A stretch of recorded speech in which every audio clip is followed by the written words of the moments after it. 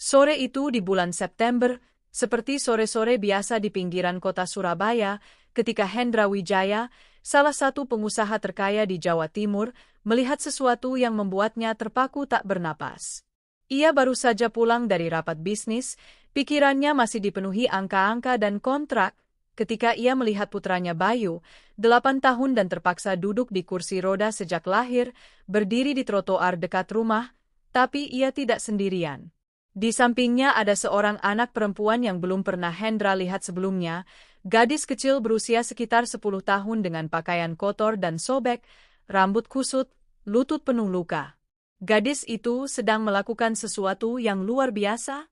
Ia mengambil baskom logam, mengisinya dengan air dari keran umum, dan sedang membasuh kaki Bayu dengan kelembutan yang tampak hampir sakral. Hendra berhenti bersembunyi di balik mobil dan mendengar gadis itu mengatakan sesuatu kepada putranya, kata-kata yang membuatnya merinding. Gadis itu bilang bahwa ia akan membasuh kakinya dan setelah itu ia akan bisa berjalan. Hendra mengira ini lelucon kejam, permainan bodoh dari anak jalanan, tapi apa yang terjadi selanjutnya memaksanya menutup mulut dengan tangan agar tidak berteriak, karena yang ia lihat melampaui penjelasan rasional apapun. Kalau kamu siap mendengar kisah ini, tulis di kolom komentar dari mana kamu menonton video ini. Bayu Wijaya lahir di malam badai 8 tahun lalu, ketika ibunya Dewi mengalami komplikasi saat persalinan. Para dokter sudah berusaha semaksimal mungkin, tapi ada yang salah dan anak itu lahir dengan cedera tulang belakang yang merenggut kemampuan kakinya bahkan sebelum ia bisa melangkah pertama kali. Bagi Hendra, malam itu adalah awal mimpi buruk yang tak pernah berakhir. Ia yang terbiasa mengendalikan segalanya, menyelesaikan masalah apapun dengan uang dan kekuasaan, mendapati dirinya berhadapan dengan sesuatu yang tak bisa ia lawan. Ia sudah berkonsultasi dengan spesialis terbaik di Indonesia dan Asia Tenggara. Ia sudah menghabiskan kekayaan untuk terapi eksperimental. Ia sudah membawa Bayu ke klinik di Singapura, Malaysia, bahkan Australia. Tapi jawabannya selalu sama. Kerusakannya tidak bisa dipulihkan. Bayu tidak akan pernah berjalan. Dewi tidak sanggup menanggung rasa sakit itu. 3 tahun setelah kelahiran Bayu, ia meninggalkan Hendra dengan sepucuk surat yang mengatakan bahwa ia tidak bisa lagi menatap putranya tanpa merasa mati di dalam, bahwa ia perlu memulai hidup baru di tempat lain, bahwa ia berharap suatu hari Hendra dan Bayu akan memaafkannya. Hendra tidak pernah memaafkannya, tapi ia menyembunyikan kemarahannya di balik tembok es yang sejak saat itu memisahkannya dari dunia. Sejak hari itu, Hendra mencurahkan jiwa raganya untuk 2 hal, kerajaan bisnisnya dan putranya. Tapi jika dalam bisnis ia jenius, sebagai ayah ia gagal total.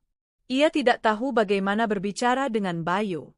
Ia tidak tahu bagaimana menghiburnya ketika menangis di malam hari. Ia tidak tahu bagaimana menjawab pertanyaannya mengapa ia berbeda dari anak-anak lain. Ia membelikan semua yang Bayu inginkan, tentu saja, mainan mahal, video game terbaru, kamar yang seperti taman bermain, tapi hadiah tidak bisa menggantikan kasih sayang. Dan Bayu tumbuh semakin tertutup, semakin sedih, semakin kesepian. Rumah keluarga Wijaya berdiri di kawasan perumahan eksklusif di pinggiran Surabaya, dikelilingi tembok tinggi dan kamera keamanan, terpisah dari dunia seperti benteng. Tapi tepat di seberang tembok itu, hanya beberapa ratus meter, ada dunia lain. Dunia yang selalu diabaikan Hendra. Perumahan sederhana, blok-blok apartemen kumuh, keluarga-keluarga yang berjuang untuk bertahan hidup. Dari dunia itulah Putri berasal. Putri Rahayu berusia 10 tahun dan tidak pernah mengenal ayahnya. Ibunya, Sri, membersihkan rumah-rumah di berbagai tempat untuk mengumpulkan gaji yang hampir tidak cukup membayar sewa sebuah rumah petak kecil yang lembab di lantai dasar gedung yang hampir roboh. Putri tidak punya mainan, tidak punya baju baru, tidak punya apa-apa yang dimiliki anak-anak lain, tapi ia punya sesuatu yang tidak dimiliki banyak orang, hati yang luas seperti samudra dan iman yang tak tergoyahkan yang diwariskan neneknya sebelum meninggal. Nenek Putri adalah wanita istimewa, salah satu orang yang dihormati dan dicintai semua orang di kampung. Mereka bilang ia punya karunia penyembuhan, tangannya bisa meredakan rasa sakit dan memberi penghiburan kepada yang menderita. Putri menghabiskan tahun-tahun pertama hidupnya di sisinya, melihatnya berdoa untuk orang sakit, menyiapkan ramuan herbal, membasuh kaki orang-orang tua yang sudah tidak bisa melakukannya sendiri. Nenek mengajarkannya bahwa sikap paling rendah hati juga yang paling berkuasa, bahwa membasuh kaki seseorang berarti mengabdikan diri sepenuh hati, bahwa dalam sikap itu ada kekuatan yang melampaui pemahaman manusia. Ketika nenek meninggal 2 tahun lalu, Putri merasa dunianya runtuh, tapi ia juga merasakan sesuatu yang berbeda, kehadiran hangat yang tidak bisa ia jelaskan, suara sunyi yang mengatakan padanya untuk tidak takut, bahwa ia telah mewarisi sesuatu yang istimewa, bahwa suatu hari ia akan mengerti. Putri bertemu Bayu secara kebetulan seminggu sebelum sore September itu.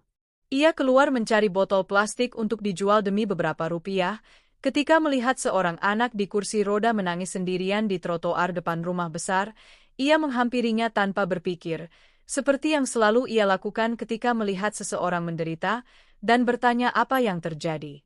Bayu menceritakan semuanya. Ia bercerita tentang ibu yang pergi, tentang ayah yang tidak pernah menatap matanya, tentang anak-anak di sekolah yang mengejeknya, tentang keinginan membara untuk bisa berlari seperti yang lain. Ia bercerita bahwa kadang di malam hari ia bermimpi berjalan dan ketika terbangun menyadari itu hanya mimpi, ia menangis sampai bantalnya basah kuyup. Putri mendengarkan tanpa menyela, dengan mata besar dan gelap yang seolah melihat melampaui kata-kata. Dan ketika Bayu selesai bicara, ia mengatakan sesuatu yang tidak akan pernah dilupakan Bayu. Ia bilang bahwa ia bisa membantunya, bahwa ia tahu apa yang harus dilakukan, bahwa ia hanya perlu mempercayainya. Di hari-hari berikutnya, Putri dan Bayu bertemu setiap sore di tempat yang sama, trotoar yang menandai perbatasan antara dua dunia mereka.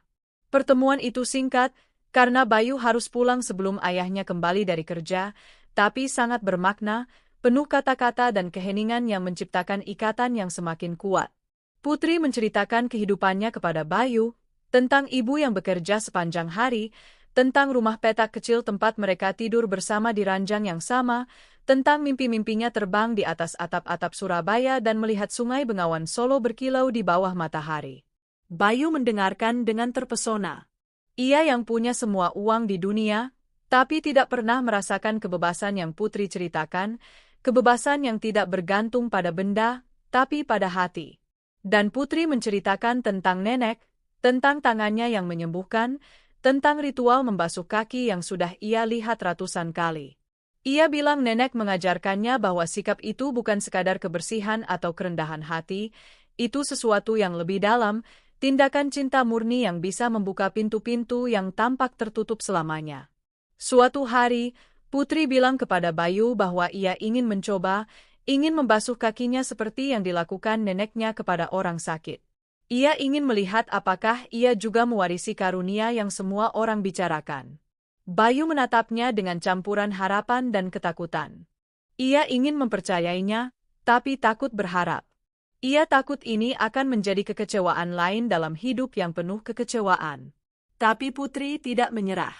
Ia bilang tidak peduli kalau Bayu tidak percaya, ia cukup percaya untuk mereka berdua. Ia bilang akan menyiapkan semuanya, akan mencari baskom dan air bersih, mereka akan melakukan ritual itu bersama dan apapun yang terjadi setelahnya, mereka akan menjadi teman selamanya. Bayu setuju, mungkin karena ia tidak punya apa-apa lagi untuk dipertaruhkan, mungkin karena gadis kecil dengan pakaian kotor dan senyum bercahaya itu memberinya harapan yang tidak ia temukan di tempat lain. Mereka memutuskan melakukannya hari Jumat itu, ketika ayah Bayu sibuk dengan rapat penting dan ia punya lebih banyak waktu.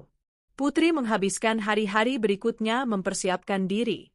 Ia tidak tahu persis apa yang harus dilakukan, hanya mengikuti naluri dan ingatan-ingatan samar dari apa yang pernah ia lihat dilakukan nenek. Ia menemukan baskom logam tua di tempat sampah, membersihkannya sampai mengkilap. Ia mengumpulkan bunga-bunga liar yang tumbuh di celah-celah aspal dan mengeringkannya untuk mengharumkan air. Ia berdoa setiap malam dengan iman sederhana dan total anak-anak, meminta diberi kekuatan untuk menolong temannya. Ibunya Sri memperhatikannya dengan khawatir. Ia tidak mengerti apa yang sedang direncanakan putrinya, tapi ia melihat sesuatu yang berbeda di mata anaknya, cahaya yang mengingatkannya pada ibunya sendiri, nenek Putri. Ia tidak berkata apa-apa, tidak bertanya, hanya memeluknya erat sebelum tidur dan ikut berdoa, tanpa tahu persis mengapa. Hari Jumat tiba dengan langit biru dan matahari hangat yang seolah memberkati hari itu. Putri keluar rumah dengan baskom tersembunyi di kantong plastik, jantungnya berdebar kencang, tangannya sedikit gemetar. Ia tidak tahu apa yang akan terjadi, tidak tahu apakah akan berhasil, hanya tahu bahwa ia harus mencoba, bahwa sesuatu mendorongnya melakukan ini, bahwa inilah tujuan ia dilahirkan. Bayu menunggunya di tempat biasa, kursi roda terparkir di trotoar, matanya penuh emosi yang tidak bisa disembunyikan. Ketika melihat Putri datang dengan kantong misterius itu, ia merasakan jantungnya berdetak cepat.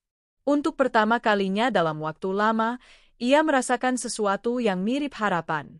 Putri meletakkan baskom di trotoar dengan kehati-hatian yang hampir seperti ritual. Ia pergi ke keran umum beberapa meter dari sana dan mengisinya dengan air segar. Lalu kembali ke samping Bayu dan berlutut di depannya tanpa peduli aspal kasar yang menggores lututnya yang sudah terluka.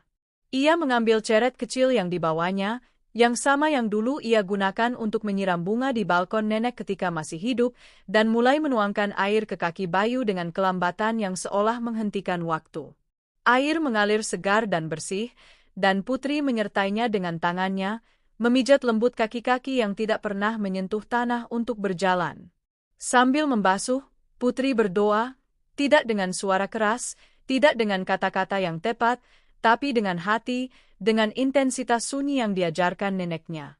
Ia berdoa untuk Bayu, untuk rasa sakitnya, untuk kesepiannya. Ia berdoa untuk memberinya apa yang tidak bisa diberikan dokter manapun, obat manapun, uang sebanyak apapun. Kemungkinan untuk menjadi seperti yang lain. Bayu memejamkan mata, merasakan air segar di kakinya, merasakan tangan Putri bergerak dengan kelembutan yang tidak pernah ia kenal. Dan sementara ia di sana, tidak bergerak, ia mulai merasakan sesuatu yang aneh, kesemutan, awalnya ringan, lalu semakin intens, yang dimulai dari kaki dan naik ke kakinya, kehangatan yang menyebar di tempat yang sebelumnya hanya ada kedinginan dan ketiadaan sensasi. Saat itulah Hendra tiba. Rapat berakhir lebih cepat dari yang direncanakan dan ia pulang dengan niat menghabiskan waktu bersama Bayu, sesuatu yang jarang ia lakukan dan selalu mengecewakan.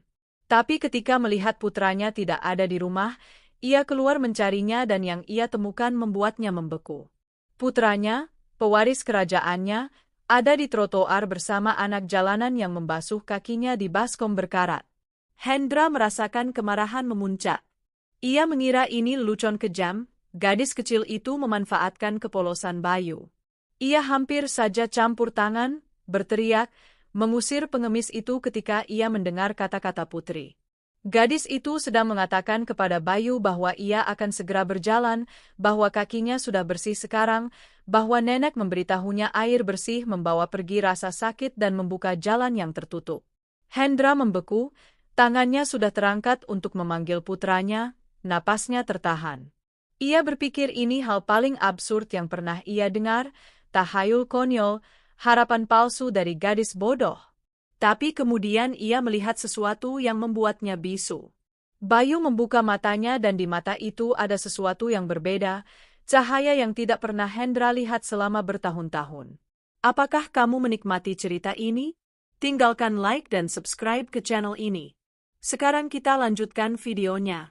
Anak itu sedang menatap kakinya sendiri dengan ekspresi tidak percaya total dan jari-jari kakinya, jari-jari yang tidak pernah bergerak dengan sengaja, sedang bergetar.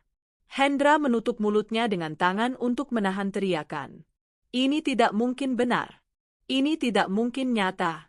Dokter-dokter terbaik di dunia sudah mengatakan padanya bahwa ini mustahil, bahwa kerusakannya permanen, bahwa tidak ada harapan. Namun ia sedang melihat putranya menggerakkan jari-jari kakinya untuk pertama kalinya dalam 8 tahun. Putri terus membasuh, terus berdoa, tidak menyadari kehadiran Hendra, sepenuhnya tenggelam dalam apa yang sedang dilakukannya. Dan Bayu, dengan air mata mulai mengalir di wajahnya, sedang merasakan sensasi yang tidak pernah ia kenal sebelumnya. Dinginnya air, sentuhan tangan Putri, Kesemutan kehidupan yang kembali ke tempat yang selalu kosong. Hendra tetap bersembunyi selama waktu yang terasa tak terbatas, menyaksikan adegan mustahil itu terbentang di depan matanya. Ketika Putri selesai membasuh kaki Bayu dan mengeringkannya dengan handuk tua yang dibawanya dari rumah, anak itu melakukan sesuatu yang belum pernah dilihat sang ayah. Ia tersenyum. Bukan senyum sedih dan pasrah yang Hendra kenal, tapi senyum sungguhan, penuh, bercahaya. Putri berdiri dan mengulurkan tangannya kepada Bayu. Ia bilang ini saatnya, ia harus mencoba, ia akan menahannya. Bayu menatapnya dengan ketakutan di matanya. Ketakutan orang yang takut untuk berharap, yang tahu bahwa kekecewaan lebih menyakitkan daripada kepasrahan. Tapi ada juga sesuatu yang lain di mata itu, sesuatu yang lebih kuat dari ketakutan, kepercayaan pada gadis kecil yang telah menjadi satu-satunya temannya. Bayu menggenggam tangan Putri dan untuk pertama kalinya dalam hidupnya mencoba berdiri dari kursi roda. Hendra menahan napas. Ia melihat kaki putranya gemetar di bawah usaha yang belum pernah mereka lakukan. Ia melihat wajah Bayu menegang karena konsentrasi. Ia melihat Putri menahannya dengan seluruh kekuatannya, meskipun ia lebih kecil dan lebih kurus darinya, dan kemudian ia melihat yang mustahil terjadi. Bayu berdiri. Tidak stabil, gemetar. Ia harus berpegangan pada Putri agar tidak jatuh, tapi ia berdiri. Untuk pertama kalinya dalam 8 tahun, Bayu Wijaya berdiri di atas kakinya sendiri. Hendra merasakan air mata mengalir di wajahnya. Ia yang tidak menangis sejak hari Dewi meninggalkannya, merasakan lututnya lemas. Ia harus bersandar pada mobil di belakangnya agar tidak jatuh. Ia tidak mengerti, tidak bisa mengerti. Semua yang ia kira ia tahu tentang dunia sedang hancur berkeping-keping di depan seorang gadis miskin dan sebaskom air. Putri sedang menyemangati Bayu untuk melangkah, hanya satu langkah, pelan-pelan. Ia bilang jangan takut, ia ada di sini, ia tidak akan membiarkannya jatuh. Dan Bayu, dengan usaha seperti orang yang mendaki gunung, mengangkat satu kaki dan meletakkannya beberapa sentimeter ke depan. Ia telah mengambil langkah pertamanya. Teriakan yang keluar dari tenggorokan Hendra begitu keras sehingga kedua anak itu berbalik seketika. Bayu hampir jatuh karena terkejut, tapi Putri menahannya. Dan ketika anak itu melihat ayahnya berlari ke arah mereka dengan air mata membanjiri wajahnya, ia tidak mengerti apa yang sedang terjadi. Hendra berlutut di depan putranya, memeluknya dengan kekuatan yang tidak ia tahu ia miliki, menangis dan tertawa bersamaan. Ia menatap kaki Bayu, menyentuh kakinya yang masih basah, seolah untuk memastikan semua ini nyata. Dan kemudian ia menatap Putri, gadis kecil kotor dan berpakaian buruk itu, yang telah melakukan apa yang semua dokter dan semua uang di dunia tidak bisa lakukan. Ia tidak menemukan kata-kata. Untuk pertama kalinya dalam hidupnya, Hendra Wijaya, pria yang selalu punya jawaban untuk segalanya, tidak tahu harus berkata apa.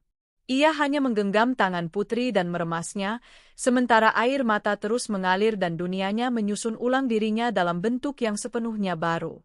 Di hari-hari berikutnya, kehidupan semua orang berubah dengan cara yang tidak pernah bisa diprediksi siapapun. Hendra membawa Bayu ke spesialis terbaik di Surabaya, lalu Jakarta, lalu Bandung. Semua mengatakan hal yang sama. Ini mustahil. Tidak ada penjelasan medis.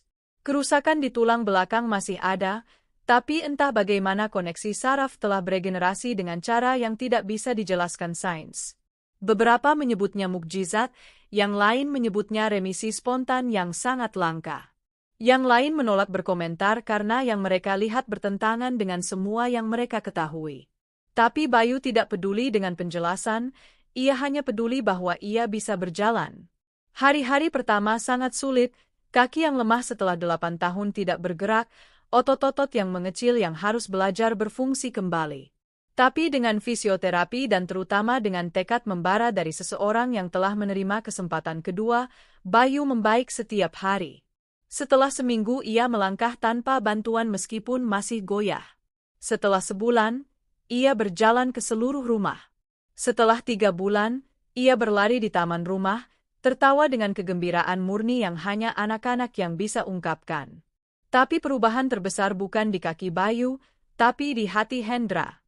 Pengusaha yang menghabiskan hidupnya membangun kerajaan bisnis menyadari bahwa ia telah mengabaikan yang paling penting, putranya.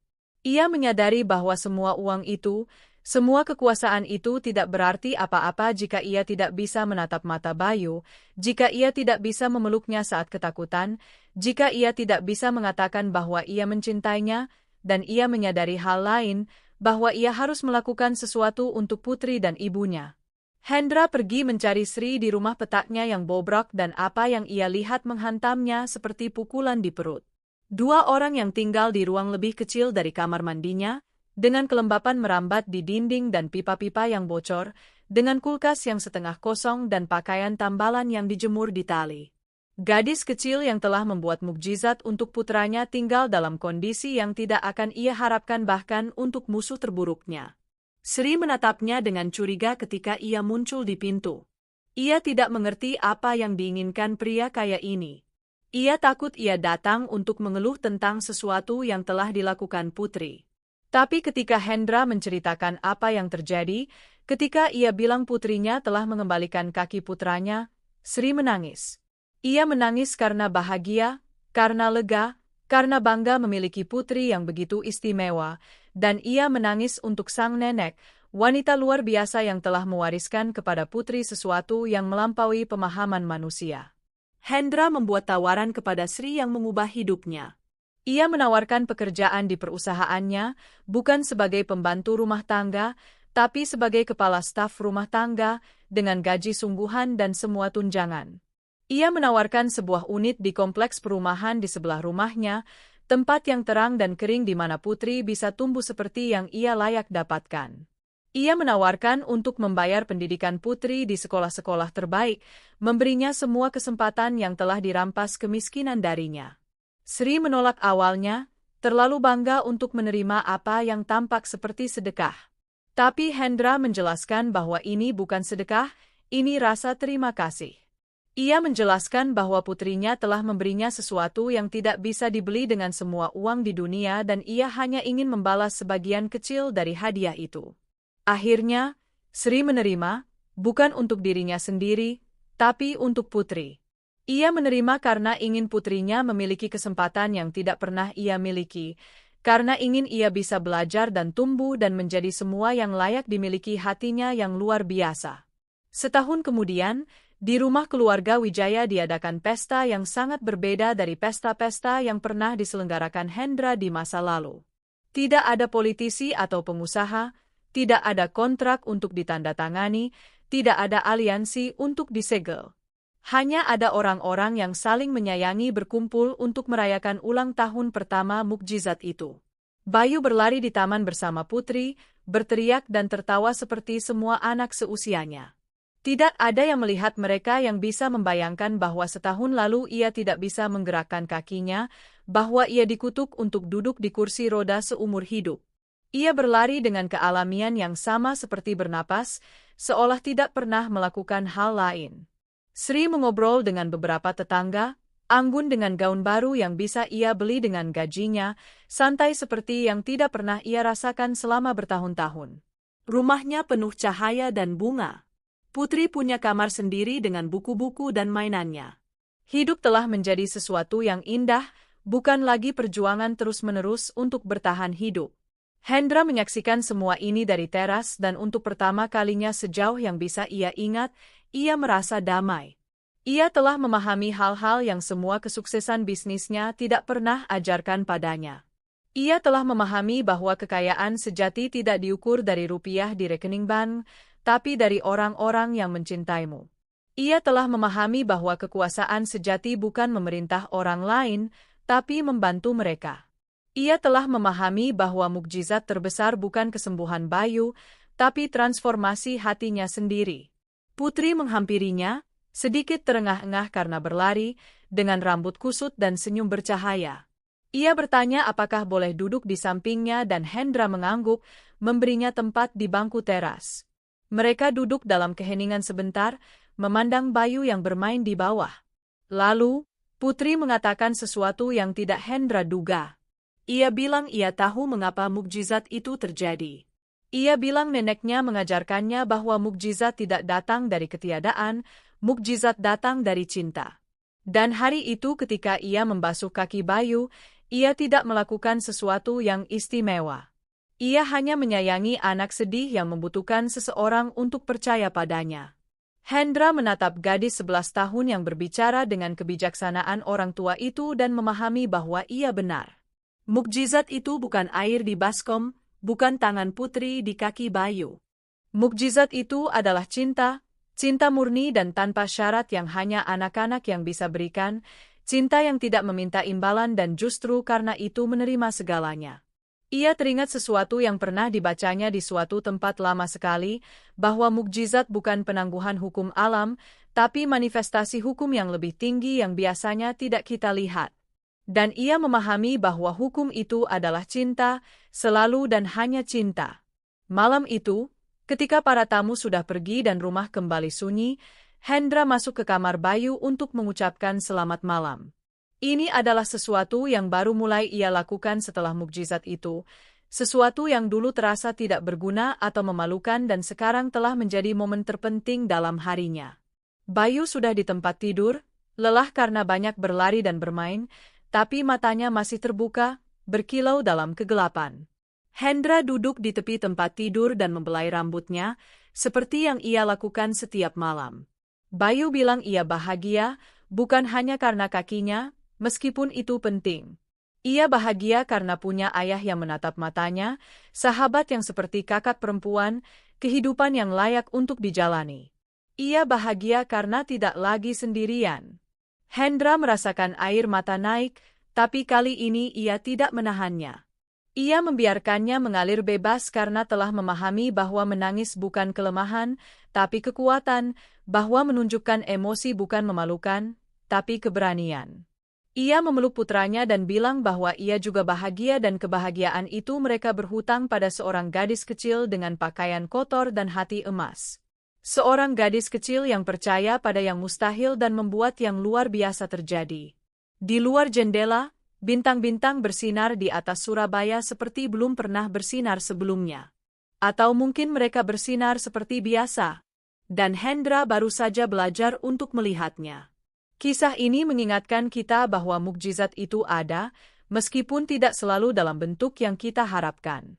Kadang mukjizat datang melalui tangan gadis kecil yang miskin, melalui sebaskom air dan doa yang sunyi. Kadang mukjizat datang ketika kita berhenti mencarinya dengan uang dan kekuasaan dan mulai mencarinya dengan hati.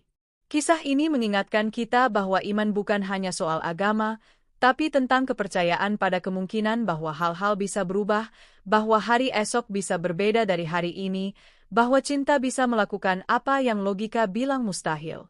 Dan kisah ini terutama mengingatkan kita bahwa anak-anak melihat hal-hal yang orang dewasa sudah lupa cara melihatnya.